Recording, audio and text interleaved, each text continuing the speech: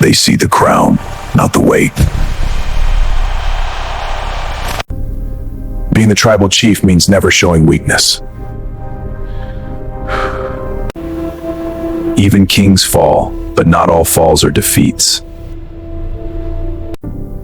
Without the title, who am I? Legacy isn't what you hold, it's what you leave behind. Here is a long, deep, emotional story about WWE superstar Roman Reigns, written in English, with a serious, inspirational, and cinematic tone. This story focuses on pressure, legacy, pain, family, and inner strength. Title: The Weight of the Crown. The arena was shaking. Thousands of voices chanted his name in unison, a sound so powerful it felt like it could crack the very walls of the stadium. Roman. Roman. Roman. Roman Reigns stood behind the curtain, eyes closed, head lowered. To the world, he was the tribal chief, the most dominant force WWE had seen in years. A champion. A leader. A conqueror. But in that quiet moment, before the music hit, Roman felt something very different. He felt tired. Not the kind of tired that sleep could fix, but the kind that settles deep in your bones, the kind that comes from carrying expectations that never end. The crown everyone wanted. When Roman first became the face of WWE, he thought the hardest part would be winning. He was wrong. Winning was easy compared to staying on top. Every match had to be bigger. Every promo had to be stronger. Every appearance had to prove he deserved the crown. The tribal chief wasn't allowed to stumble. He wasn't allowed to doubt. He wasn't allowed to be human. And yet, every night after the lights went out, Roman sat alone with his thoughts. What happens when I can't do this anymore? The weight no one sees. Backstage, Roman carefully removed his gloves after another brutal match. His hands trembled slightly. He clenched them into fists, forcing the weakness away. He remembered the early days, traveling nonstop, sleeping in cars, wrestling in front of crowds that barely noticed him. Back then, he dreamed of moments like this. Now those moments felt heavy. The championship belt rested beside him, shining under the locker room lights. He looked at it for a long time. This thing doesn't protect you, he whispered. It just makes you a target. Family and silence. At home, Roman was different. No cameras. No chance. No crown. Just a man, a husband, a father. One night, after putting his children to bed, Roman sat quietly on the couch. The house was silent. Peaceful. His wife sat beside him. You don't talk much anymore, she said gently. Roman didn't answer right away. I'm scared, he finally admitted. Not of losing. I've lost before. I'm scared of letting everyone down. She took his hand. You don't owe the world perfection, she said. You owe yourself honesty. That night, Roman stared at the ceiling long after everyone else had fallen asleep. The night he fell.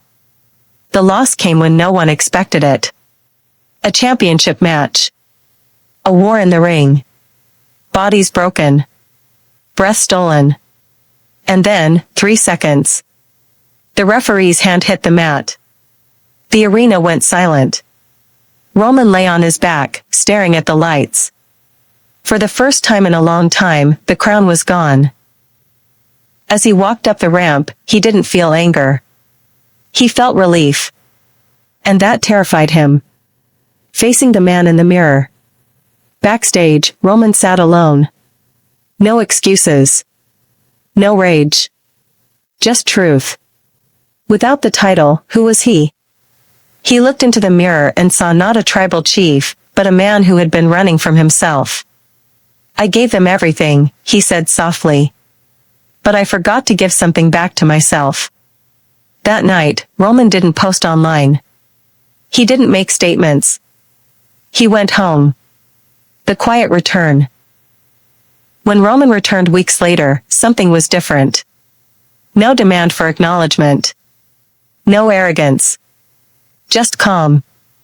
The crowd didn't know what they were seeing, but they felt it. Roman wrestled smarter. Slower. More meaningful. Each move carried intention, not desperation. He wasn't fighting to prove dominance anymore. He was fighting because he loved the ring. Legacy over glory. In interviews, Roman finally spoke honestly. Being strong doesn't mean never breaking, he said. It means knowing when to stop pretending you're unbreakable. Young wrestlers began listening differently.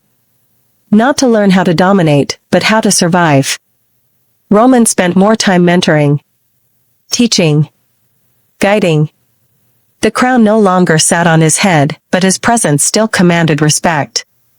The final walk. One night, long after a live event ended, Roman stood alone in the ring. Empty seats. Dim lights. He touched the ropes gently. This place gave me everything, he said quietly. But it doesn't own me. He stepped out of the ring and looked back one last time. Not with sadness, but gratitude. Final words.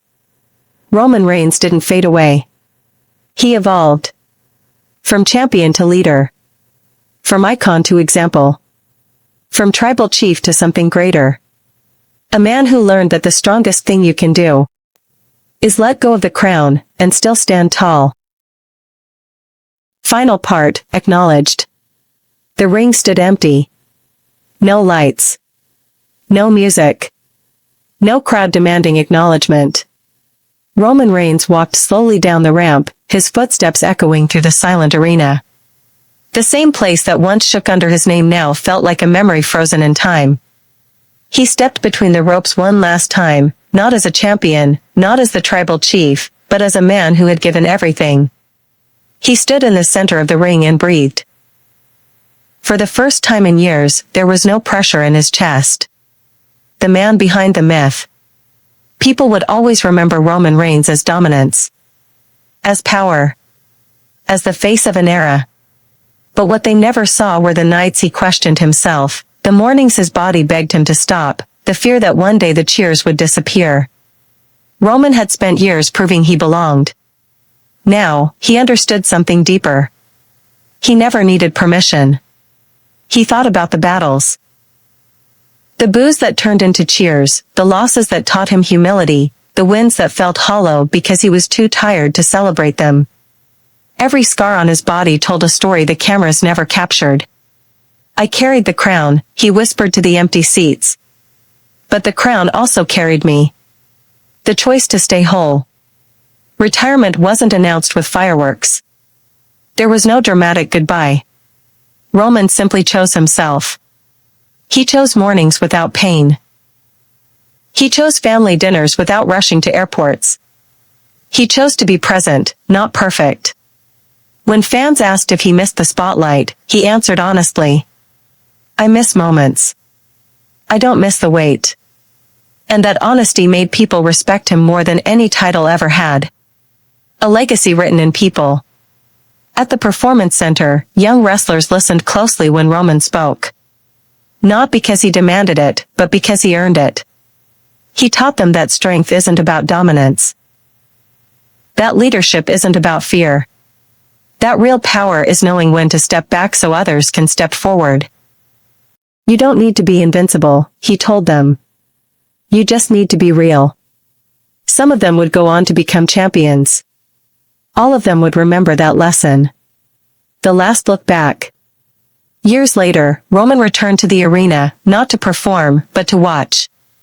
A new main event. New faces. New chants. As the crowd erupted, Roman smiled. Not with jealousy. Not with regret. With pride. The business was alive. Thriving. Moving forward. Just like it was supposed to. Final words.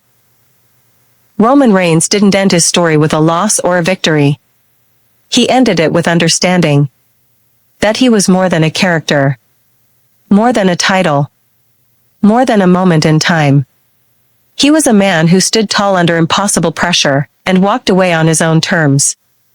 And long after the chants fade, long after the lights go out, Roman Reigns will always be remembered. Not just as the tribal chief, but as a legend who knew when to say, "I am enough." The end.